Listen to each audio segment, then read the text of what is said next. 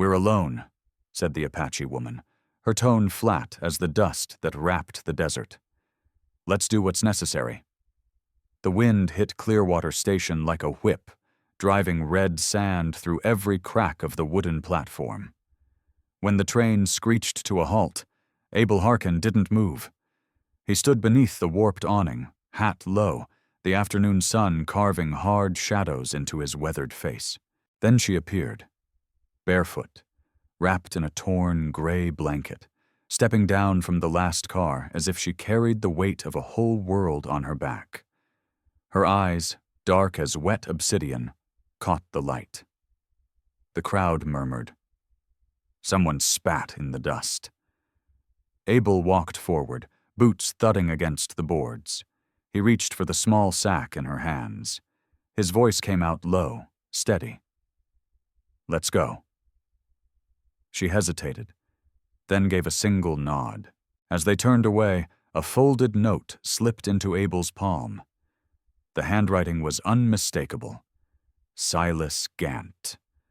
By the time he read the first line, his jaw had turned to stone. The road to dry Willow Creek stretched under a sky bleached white by heat. Dust clung to the wagon wheels, his boots, even his thoughts. Abel held the reins loosely as the horse trudged forward.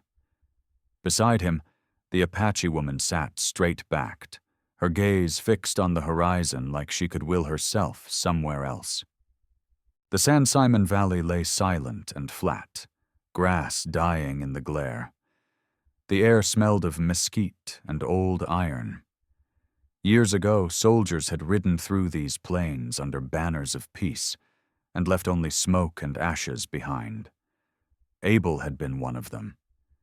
By sundown, his small homestead came into view, a sagging cabin beside a dry creek bed, one horse, two fences half fallen. It wasn't much, but it was the only patch of earth where no one asked who he used to be. Inside, the air held the scent of wood smoke and loneliness. Abel set down her small bundle and motioned to the loft. "You can stay up there," he said quietly. "You don't want to do what's necessary?" she asked, her voice steady but bitter. "Get some rest," he replied and walked away. She didn't move, just watched him with the stillness of a wild creature too often cornered. He would learn her name later. Nita, meaning little one with heart. Her face was sharp from hunger, her dark hair tangled by wind. A blue bead hung from her neck, the last remnant of another life. Abel poured water from a clay jug, cool and clean against his cracked palms. Across the room, Nita finally spoke, her voice hoarse from dust. "What did the letter say?" Abel glanced at the folded page on the table, ink blurred by sweat and sun. "Nothing that matters," he said after a moment, though the words still burned inside him, a cruel message from a man who wanted to mock him for surviving the war.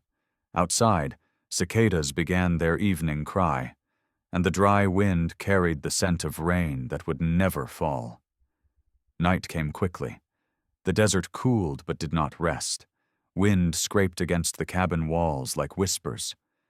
Inside, the lamp burned low, throwing long shadows across the wooden floor. Abel sat at the table, untouched beans cooling on his plate. Near the hearth, Nita crouched beside the fire, coaxing flame from reluctant logs. Her movements were deliberate, careful, the way someone learns after too much pain. "You can use the bed," Abel offered after a while. "The loft gets hot." "I'll stay near the fire," she said without looking up. Her English was slow, shaped by her mother tongue, but her tone carried quiet defiance. Silence stretched between them, heavy as dust. Abel rose, stepped to the door, and looked into the endless dark. Coyotes called somewhere beyond the ridge. He wondered if she heard that sound differently, if it meant home to her. When he turned back, Nita's eyes were fixed on the letter. "You hide words," she said. "It's not for you. But it speaks of me." Abel stiffened. He took the paper, slid it into his coat. It's finished. Nita's lips pressed thin. She wrapped the blanket tighter. White men always say that, she murmured. Finished. Her tone wasn't angry, just tired. It hit him harder than any insult. He wanted to tell her he wasn't like the others, that he hadn't asked for this, that he'd buried his rifle years ago. But words meant nothing here. He sat again, the chair creaking under his weight. You have a name? She hesitated, then said, Nita. He nodded. Abel. The fire popped softly between them. For a long while, neither spoke. Yet the silence felt changed, less sharp, more like an uneasy truce.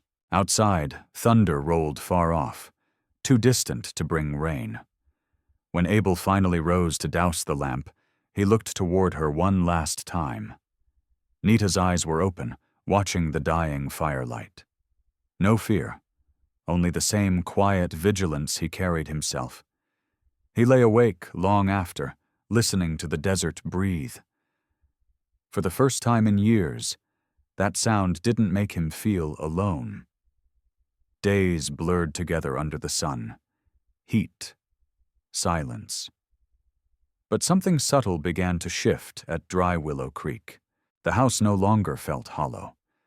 It carried sound, the scrape of a bucket, the clang of a pot, the soft murmur of two people learning to live beside each other. Nita rose before dawn, swept the floor, fed the horse, carried water from the well. Her bare feet left no sound on the packed earth. Abel worked the corral, fixing fence posts under a sky white with heat. They rarely spoke, but when they passed each other, they shared small nods, simple gestures that said, I see you. You're here. One morning, Abel found her at the pump, muttering an Apache as the handle jammed. He stepped behind her, pressed down once. The pump wheezed, then spat a burst of cold water over their hands. Nita gasped, startled. Water ran down their wrists, glinting in the sun. You've got to twist it first, he said with a faint smile. She smiled back. Small, but real.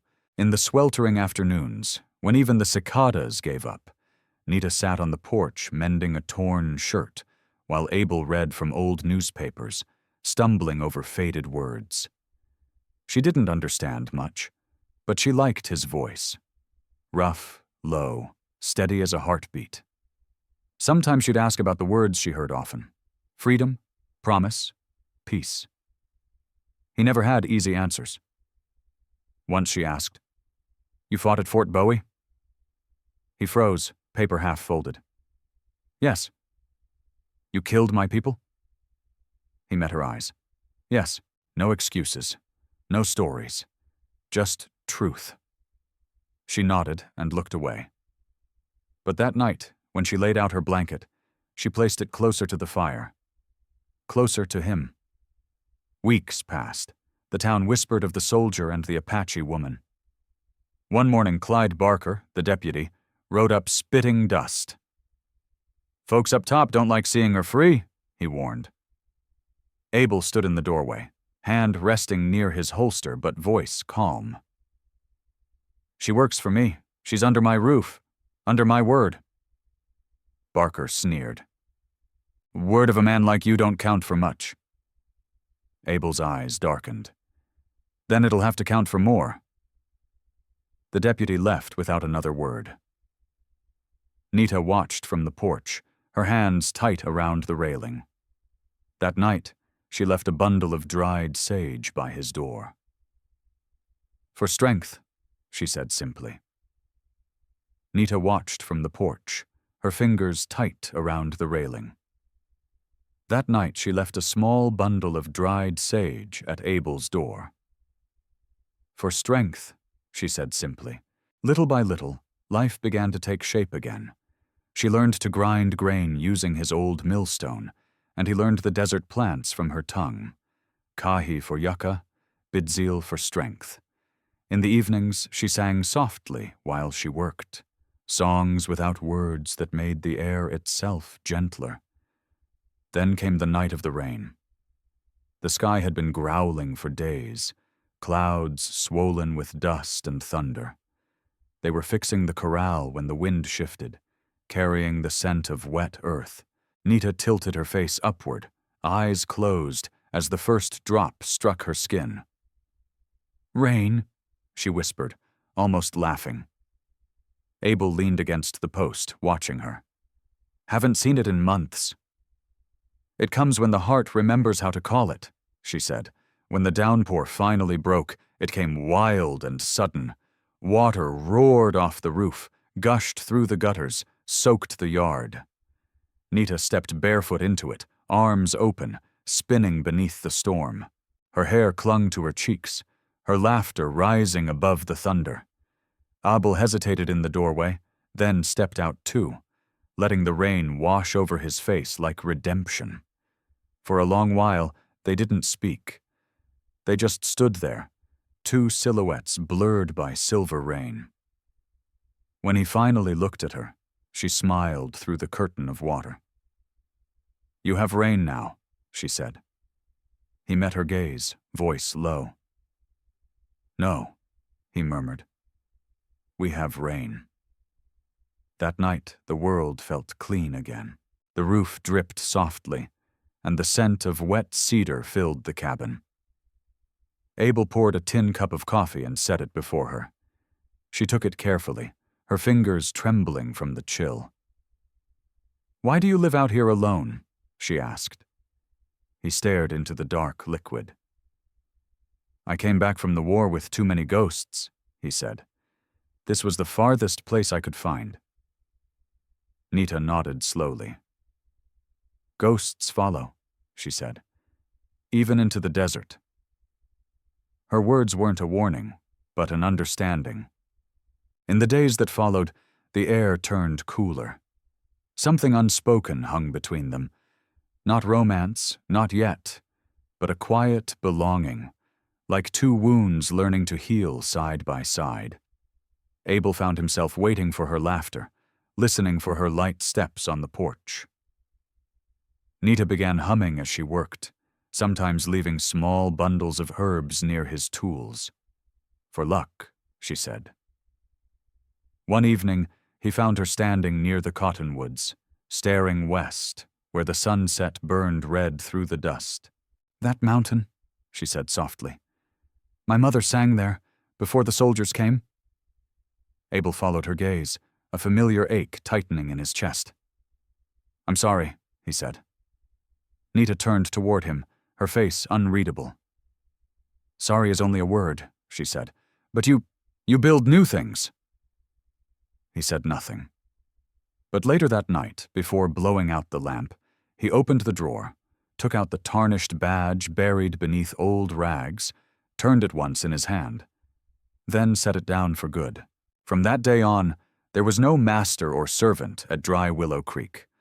Only two souls bound by work, silence, and the fragile peace that comes not from asking forgiveness, but from living as if it might still be found.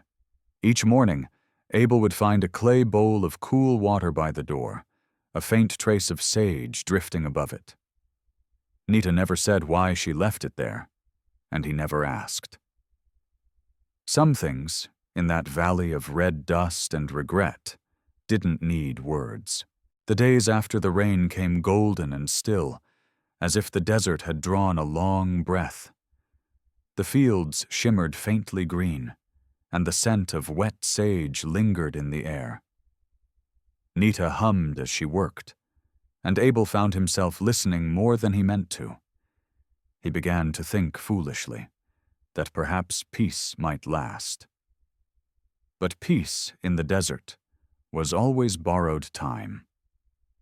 That afternoon, while sweeping the kitchen, Nita noticed a drawer slightly ajar. Inside, beneath a pile of worn shirts, a corner of yellowed paper peeked out. She pulled it free, smoothing the creases. The writing was English, but the wax seal, a stamped eagle, made her blood run cold. The army. Fort Bowie. Abel came in from the yard just as she was staring at the page. "What are you doing?" he snapped. Her head jerked up. "It has your name." He crossed the room in 2 strides, snatching the paper from her hand. "You shouldn't touch things that aren't yours." Her voice shook, though her eyes didn't. "Then tell me, who sent it?" "It's nothing." "It is something. I know this mark. It belongs to soldiers." "Drop it, Nita." But she didn't. She stepped closer, grabbing his sleeve. "Tell me." The paper crumpled between them. For a long moment, Abel's jaw clenched like stone. Then, quietly, "It's from Silas Gant, my former captain." Her breath caught. "Your friend?" "Once," he said, voice dry, bitter. He hesitated, then confessed. The silence between them drawn tight like wire. "He sent you, called you a gift, a joke meant to shame me." Nita's face went pale. "A gift?" The word cut her tongue like glass. "He said I could prove I still had mercy," Abel muttered. "That maybe if I kept you alive, I'd earn something back." Her chest rose, unsteady. "So I am your penance?" He looked up, guilt carving deep lines in his face. "No, you were never that." But she was already stepping back, her voice raw. "All this time, you knew." Then she turned and fled into the evening light, the door slamming behind her. Abel stood frozen, the letter crushed in his hand. He listened to the sound of her footsteps fading into the open valley.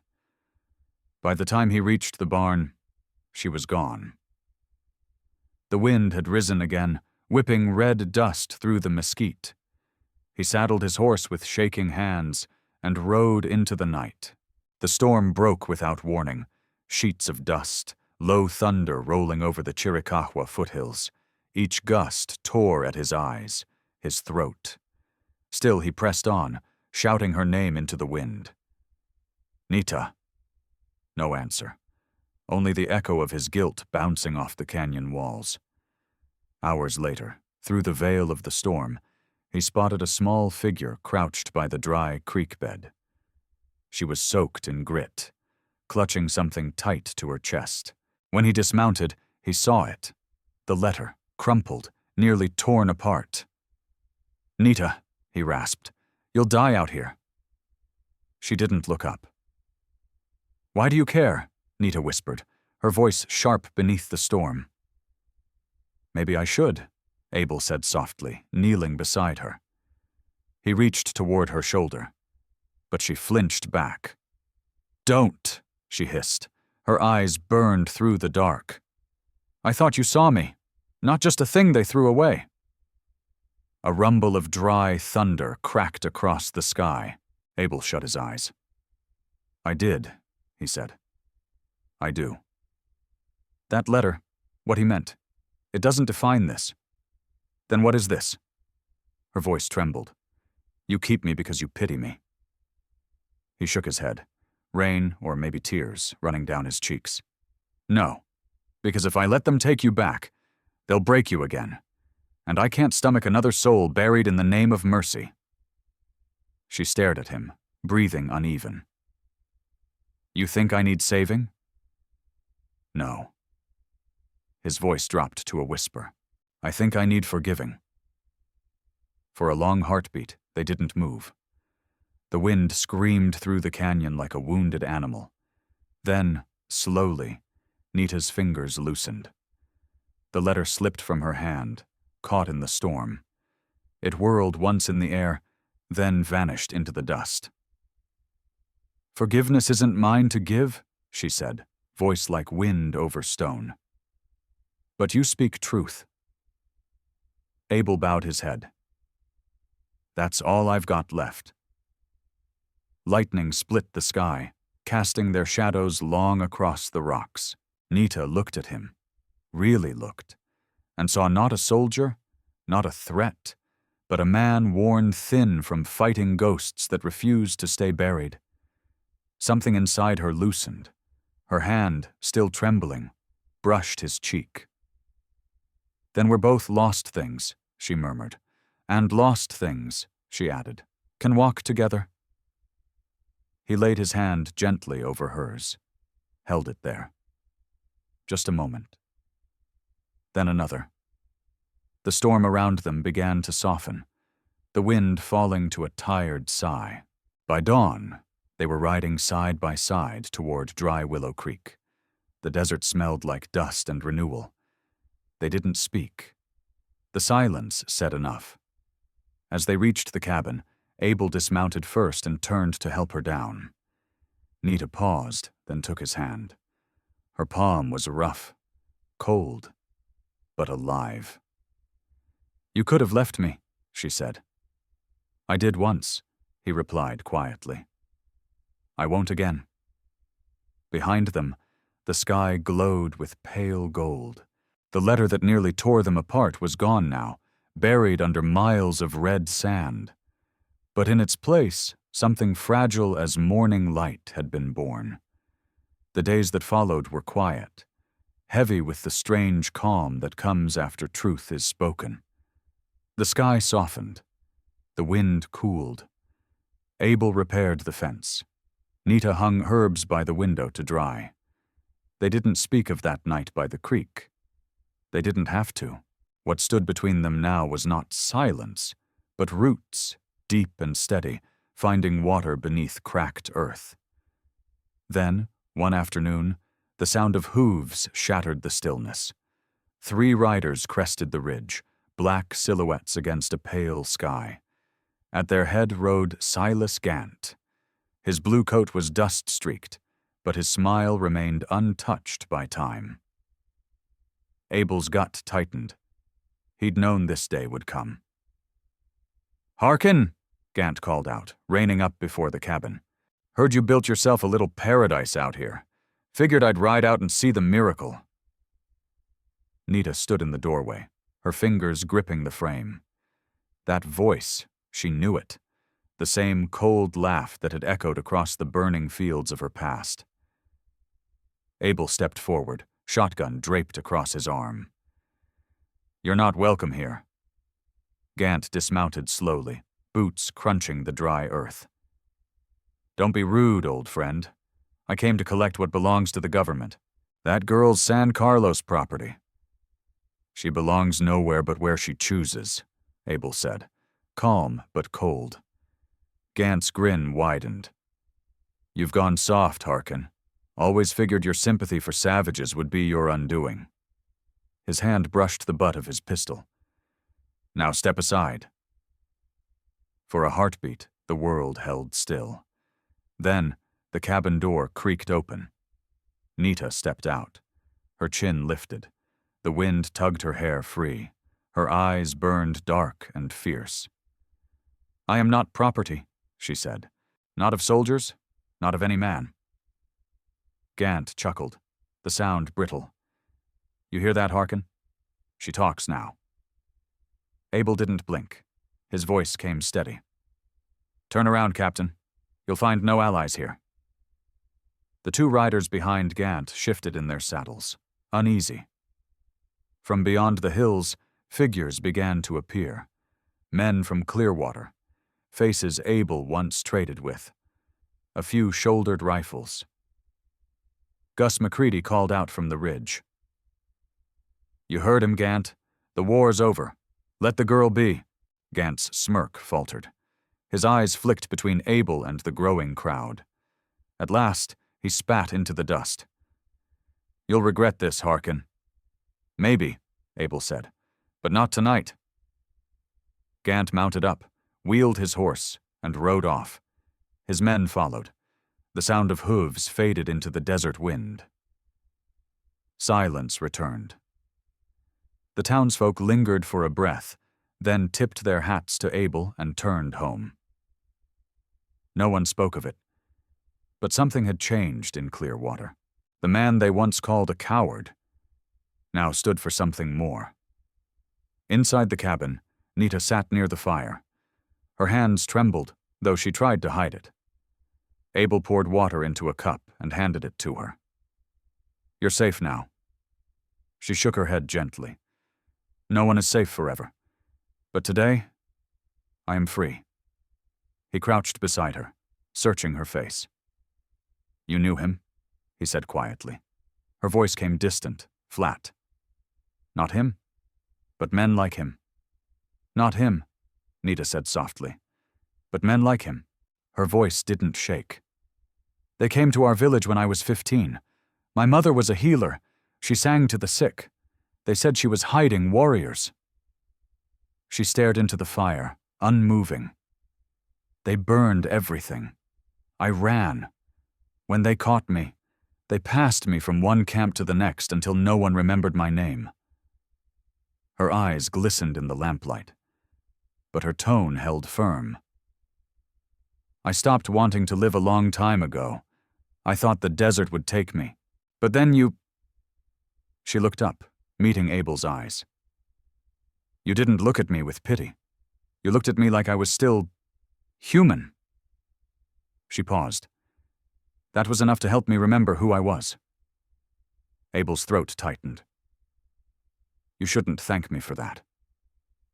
"I'm not thanking," she said simply. "I'm living."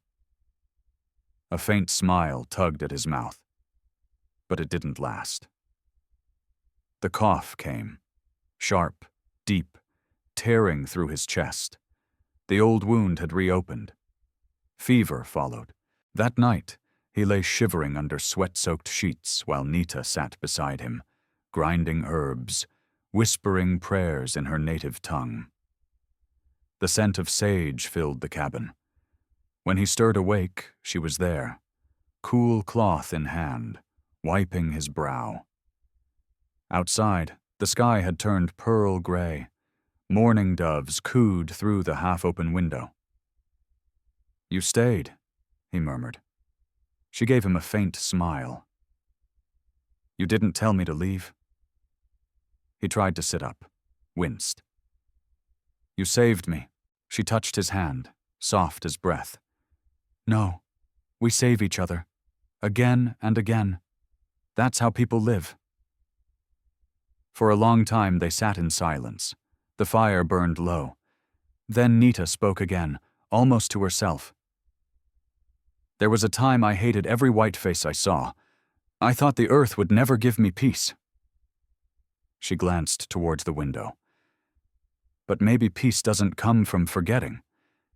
Maybe it comes from choosing to stay." Abel looked at her then. Really looked. The curve of her shoulders, the small scars at her wrists, the calm strength in her eyes. He realized the redemption he'd been chasing had already come. Quiet, undeserved, and wordless. "Nita," he said gently, "you could still go. Find your people, if any remain." She shook her head. "Home isn't always where we're born. Sometimes it's the place that lets us breathe again." He didn't argue, just reached for her hand. And this time, she didn't pull away. The sun rose over the hills, painting the desert in pale gold. For the first time in memory, the light didn't hurt. Outside, the wind carried the faint smell of rain. Inside, two hearts, scarred and stubborn, began to learn the quiet rhythm of staying. Autumn crept softly across San Simon Valley. The days still held warmth, but the light turned golden. Dry Willow Creek trickled again, its sound light, steady, alive. Weeks passed since Silas Gant's visit. No one came looking again. In Clearwater, the name Harkin stopped drawing whispers. Folks nodded when they passed Abel at the trading post, even tipped their hats to the dark-haired woman at his side. Some said the soldier had found peace. Others said the Apache girl had tamed a ghost. No one realized just how close both were to the truth. Life settled into rhythm. Each morning, Nita ground grain for bread while Abel mended fences or tended to the mare.